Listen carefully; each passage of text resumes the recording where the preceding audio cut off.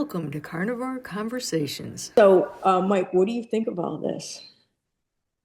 It now I think it's good. It's nice. It's definitely been quite the transition. Because it was just kind of like one day, hey, let's do this. I was like, all right, yeah, I'll try it, sure. And then I didn't really realize just how hard that first month was gonna be.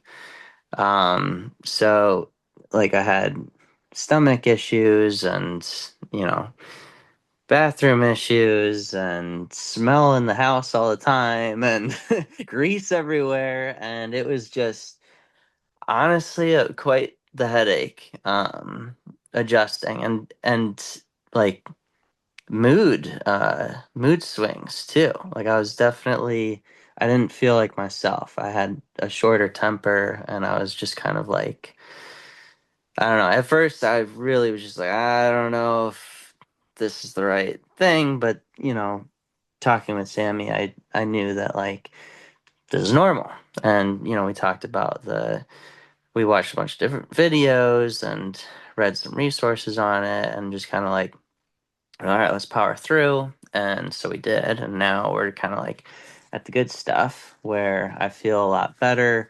I've slimmed up a lot, which is really nice. And I still get the brain fog occasionally, but it's not nearly as bad as it used to be. So, um, all in all, you got to get creative figuring out ways to make eating like not just like the same thing every day. That's kind of been a struggle too. 'Cause sometimes we'll just be like, all right, what do you want for dinner? It's like, hamburgers and eggs. It's like, okay. uh, but it's when you're feeling really good and it's because of this, it's worth it. So, you know, Still can't get you to try a fat bomb though. Oh, I those are did, I did good. try one. I took a bite. Oh, those are good. It was hard to get down. I have a thing with fat, which has made this diet really hard because my entire life I avoided fat like the plague. I was always thought like fat's not good, and then it's like a texture thing for me too. So that I'm literally still getting over, but like I know how important fat is, so which is why I tried the fat palm. I did eat some. It was just really hard to get down. Do you want to talk about a little bit more about some of the changes you've seen like in your body? Because I know like you've had some skin issues too. Oh yeah, I've kind of always had like back knee, more or less, just kind of like spots on my lower back and sometimes on my upper back too, and then um, dry skin. I had really bad dry skin, like even during the summers, I would get some dry skin just kind of like on my chin and on my head, and um, I've used Head and Shoulders, didn't do anything. I've used topical solutions, and that clears it up for a day or whatever. But You have a like your ever topical since solution is a prescription. right, right, and ever since switching to this diet, my skin is like so much clearer. Like my back knee is all gone more or less, and the dry skin is really good, unless I slip up. If I have like a bad weekend where it's like I cheat, then it comes back and it's very apparent. And it's just like really crazy how much it really can affect you. So, yeah, no, I like my diet. So I cut out Diet Coke. I used to drink Diet Coke almost every day. I cut it out completely.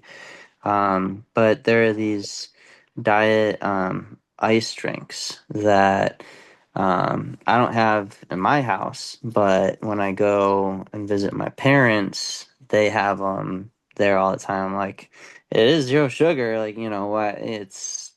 Shouldn't be a big deal. So I'll have one um, while I'm there. And it's really good to know that that's actually just making my journey harder because it's continuing the sugar cravings, even though it's not actually real sugar. Well, I used to have acid reflux too, really bad. Like I used to take omeprazole every day, and then ever since switching this diet, I haven't needed it. So, Couldn't help but notice as you were talking, Mike, and I kind of have been on this journey with you, but I guess I didn't realize it until you were just kind of laying it out sequentially like that. You took like a bunch of medications for different reasons, like skin and digestion and like kind of random things. And it's interesting to me that when we just changed our diet, now you really don't need anything.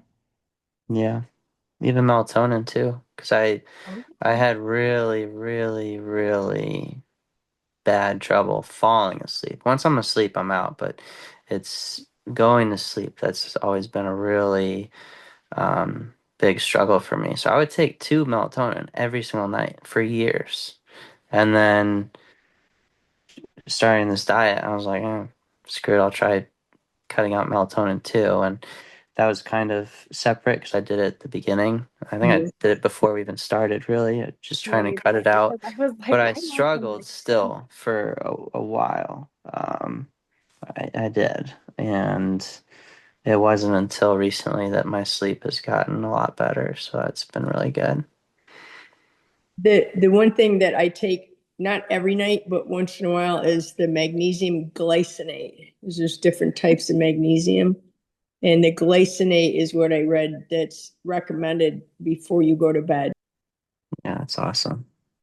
And the magnesium too. So I take magnesium glycinate and vitamin D every other day, but I do in the morning. So I think I'll try switching it tonight and Yeah. see if I notice a difference. So, And people really do like poo-poo holistic health a lot of the time because it's outside of the matrix. And like mm, just eating in a way that makes you feel good, the natural human diet, right? Like really sticking to that carnivore lifestyle makes you feel good, but it's outside of the norm. So even though it works, it's frowned upon.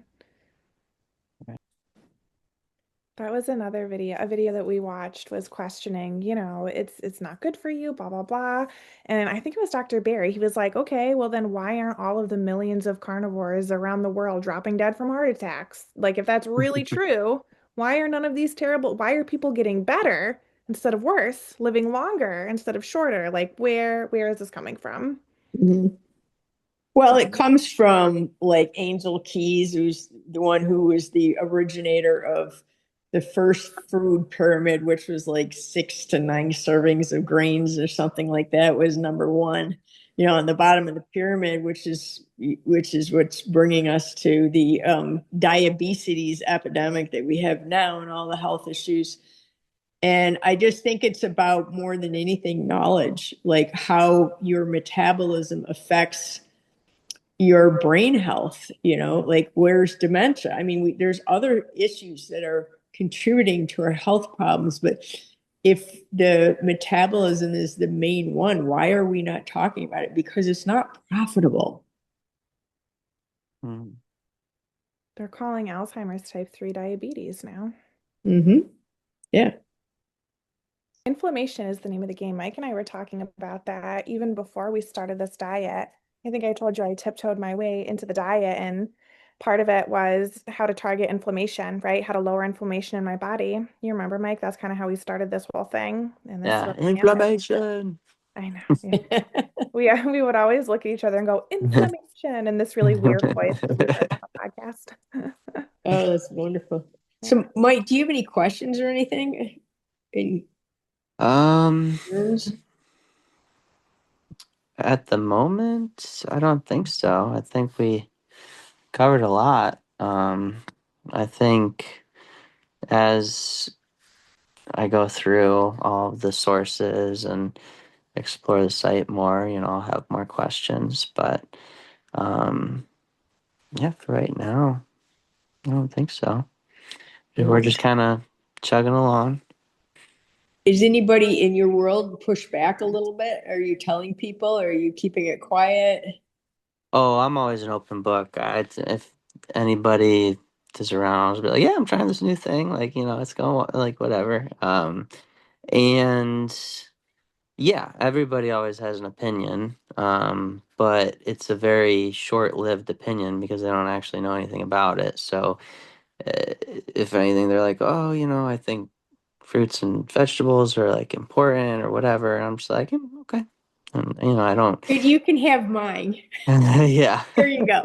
Have some more. So I don't really argue with them because if you knew my family, it's like a big Italian family. So, if I start an argument, it just lasts too long and goes nowhere. So I just don't bother. But, I just kind of like shrug it off and just keep moving. I think that the carnivore community is let people be people. Do your thing. We're not here to argue or to prove a point. We're just saying like, oh, this is what we're doing, and it's working, and I'm off all this medication, and I feel better. We're just sharing our story, and especially in this platform. We're not out to convince somebody to live a different lifestyle Right. It's than they tempting though. It is. Like when you start seeing the benefits and you're like, I have an uncle that's an alcoholic and like Mhm. riddled with inflammation. He's constantly having issues. And I really wish I could just shake him and be like, try this, but Yeah. you can't do that. I'm interested. So I've actually had plantar fasciitis for about 12 years now.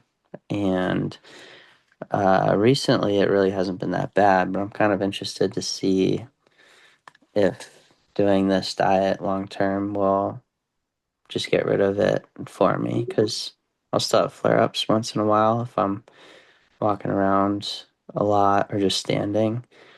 Um, but that would be huge because that's been something that's just been always there. And it used to be the point where like I literally couldn't stand. Like it was just 10 out of 10 pain every day. It was horrible. Um, so that'll be an interesting test too, for me at least. Yeah, I'd love to hear more about that. Yeah. Cool.